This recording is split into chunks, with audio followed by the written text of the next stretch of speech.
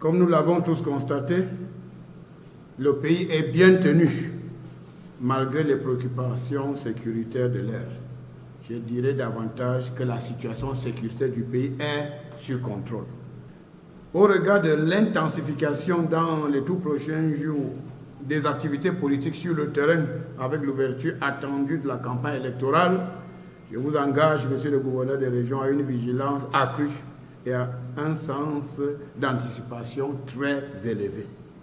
Plus que par le passé, je vous demande de veiller à ce qu'il y ait une bonne synergie entre les autorités administratives, les forces de défense et de sécurité et les populations en vue de faire efficacement face aux multiples défis sécuritaires, notamment barrer la voie aux ennemis de la République. Pour cela, vous devez mettre l'accent sur la recherche du renseignement prévisionnel. À cet égard, la collaboration de la population doit être sollicitée en permanence en vue d'assurer la maîtrise de la situation sécuritaire dans vos régions respectives. S'agissant du Covid-19, la situation est globalement maîtrisée. Mais force est de constater que nos populations se sont installées dans une habitude de relâchement regrettable en ce qui concerne le respect des mesures barrières alors que la pandémie n'est pas complètement éradiquée. Tenant compte de la nouvelle vague du Covid-19 qui fait des ravages en Europe, le chef de l'État, son Excellence Paul Biya, m'a chargé de vous instruire à l'effet de reprendre le bâton de la sensibilisation sur le respect des mesures barrières contre cette pandémie. Donc, le port du masque obligatoire dans les espaces publics, distanciation physique, lavage régulier de mains, les obsèques avec moins de 50 personnes, les rencontres sportives selon les directives du Premier ministre, chef du gouvernement. Sur un autre plan, je vous engage à mener un combat déterminé contre toute forme de drogue, le cannabis, tramadol, cocaïne, whisky en sachet, etc. Il est établi que la consommation de la drogue favorise la délinquance juvénile et la grande criminalité.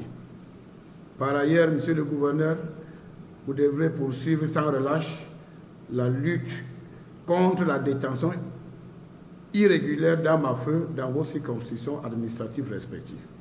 En conséquence, toutes les personnes en possession d'armes à feu sans autorisation devront les remettre sans délai au service de la gendarmerie et de la police.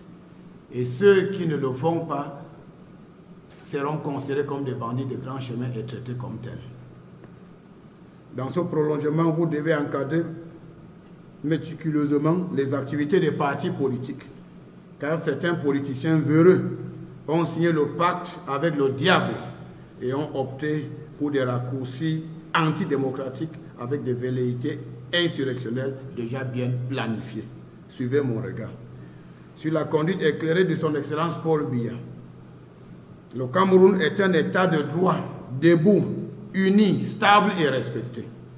Ceux qui respectent nos lois auront l'encadrement nécessaire lorsque les autorités administratives seront sollicitées.